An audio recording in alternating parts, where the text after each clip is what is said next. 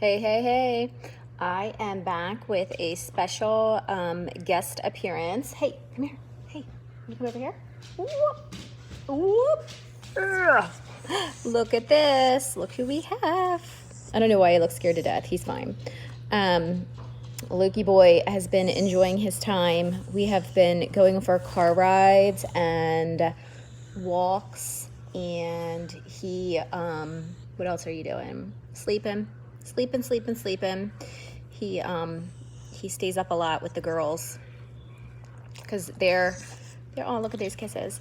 Those we are all kind of off schedule, so we're doing all kinds of stuff all the time. I did have to go. Oh, y'all know what he's doing there, right?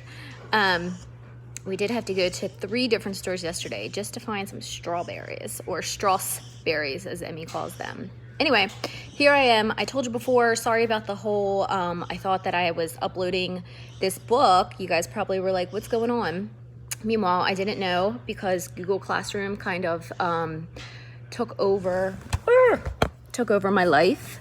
And then I had to do it times 2 because both the girls have one as well. But here I am. Sorry, didn't mean to leave you hanging there. Today we're going to do chapter 10 of Poppy, reading with permission from Scholastics. Dimwood Forest. Poppy searched desperately for a place to hide. Glitter Creek ran behind. Before her stood Dimwood Forest. There was little choice. She plunged among the shadowy tree trunks and began running wildly, her only desire to put as much distance between herself and Mr. Ocax's tree as possible. It did not take long before an exhausted Poppy had to stop. Her sides ached. She was hot and cold all at once. Her heart fell as though it would break out through her ribs. Gasping for breath, she crept beneath a leaf, then peered about to see where she had come.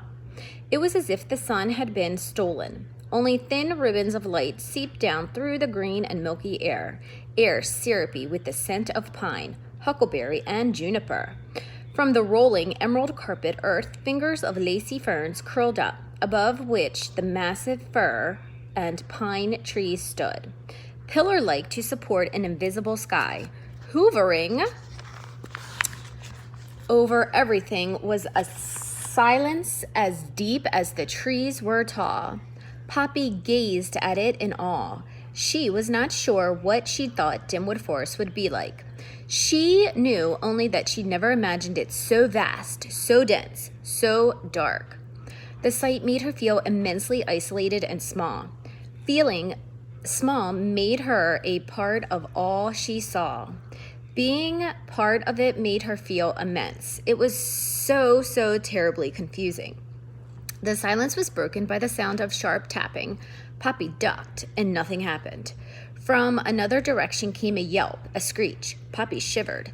Closer still was the smothered scurry of something slithery and unseen. A tree groaned, a branch snapped.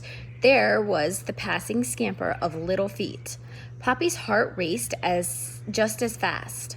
She could only guess what animals were making such sounds. Automatically, she thought of porcupines, recalling vividly the frightening picture her father had shown the family. Had not Mr. Ocax given a special warning about particularly bloodthirsty porcupines he'd seen recently in the forest? He had. Poppy grew even more tense. She had to find a place to regain her composure. Anxiously, she gazed about for a safe place to rest. What she found was a massive boulder, its top half matted with dark moss, its lower part embedded in earth. Beneath it was hollow. Oop. Poppy bounded over the rock.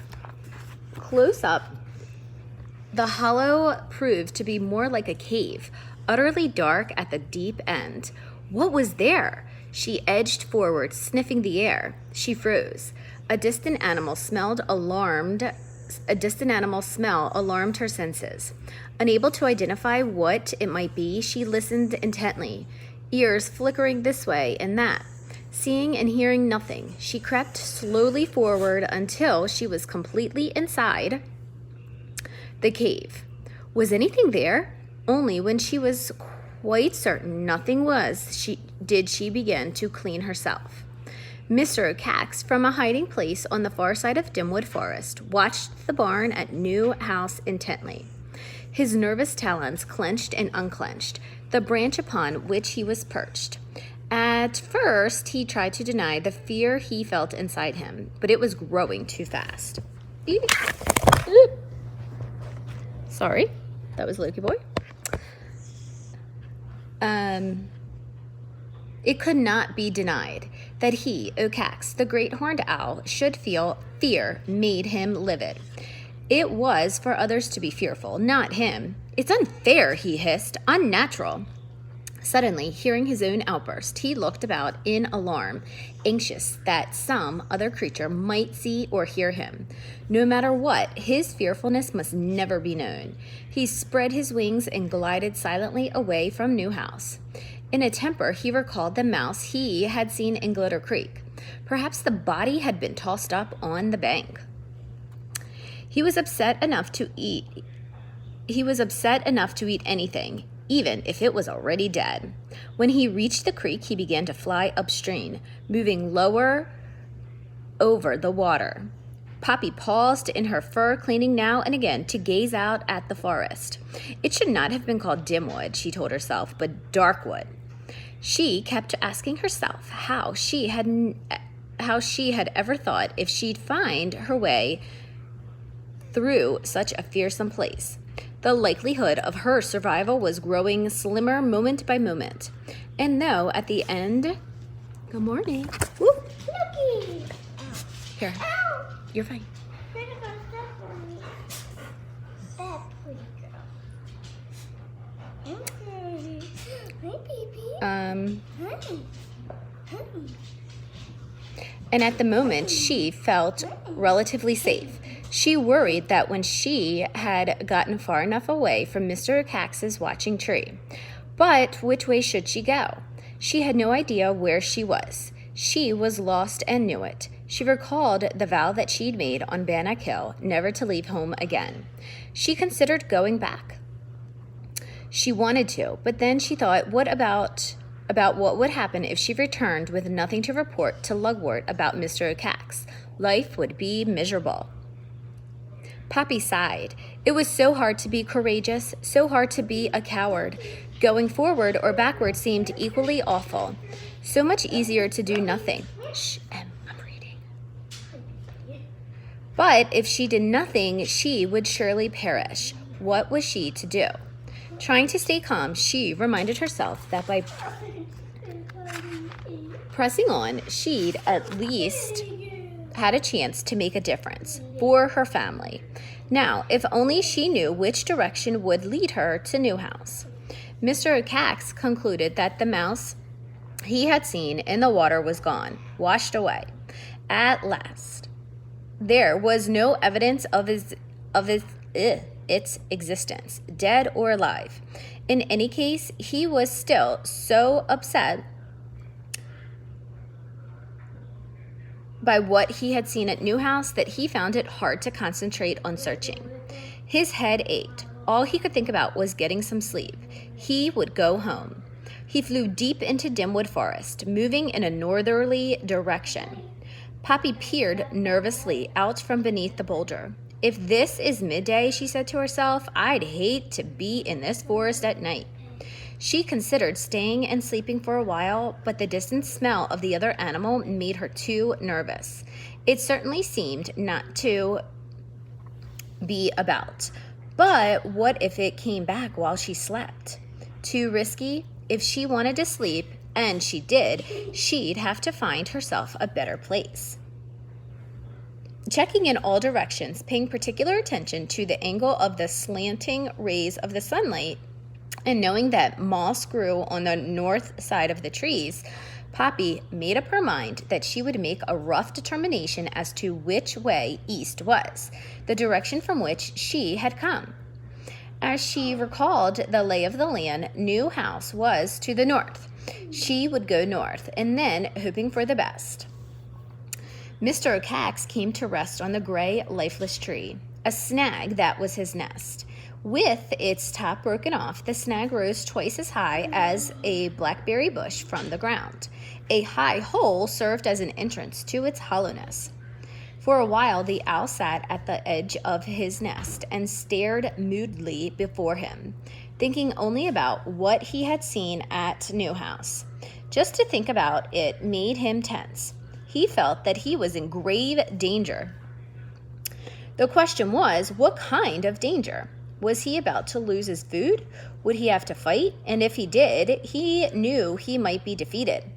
If he was defeated, would he have to move to another territory? Was there anything that he could do about the situation? It was all so painful to contemplate. Frightful, the owl scanned his neighborhood, paying special attention to a very large hollow log on the ground, not far from his snag. Its ancient, thick bark was rust-colored and encrusted with yellow fungus that looked like stubby angel wings. A clutch of pale mushrooms grew from the rotting soil around it. Just the thought of the creature who had recently come to live in the log made Mr. Oakes angry. It was as if the whole world were ganging up on him. Too tired to think about that now, Mr. Oakes dropped down to his nest. Feeling safe there, he did not take long to fall into a restless sleep.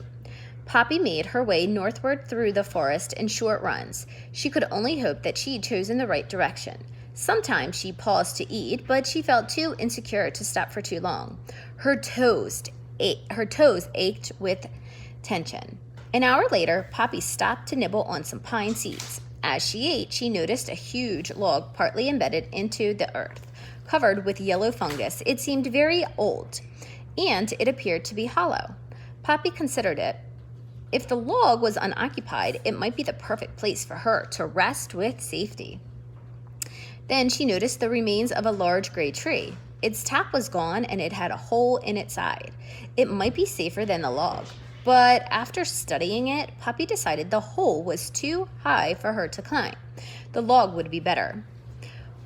Weary, she crept forward. The closer she came to the log, the stronger grew a scent unfamiliar to her. She sensed trouble. She was still sniffing when she heard the sound of a twig snapping behind her. She spun about and gasped. A red fox, long bushy tail, swishing back and forth, was trotting in her direction, its sharp nose to the ground. Poppy understood immediately. The fox was following her scent. Turning back, Poppy took a flying leap that landed her right at the log's open end. The fox, hearing and then seeing her, barked sharply and closed in, its lips drawn back from its sharp teeth. Poppy stood trembling before the log. Every instinct in her body warned her not to enter. When she looked back, however, the fox was almost upon her. There was no time to waste. She dived into the log. The fox struck its nose in after her, its barking booming about Poppy like a cannon. Trying to get away, she moved deeper into the musky dark. Suddenly, she stopped at the far end of the log. She heard the distant sound of heavy breathing. It was exactly what she had feared. Another creature was already in the log.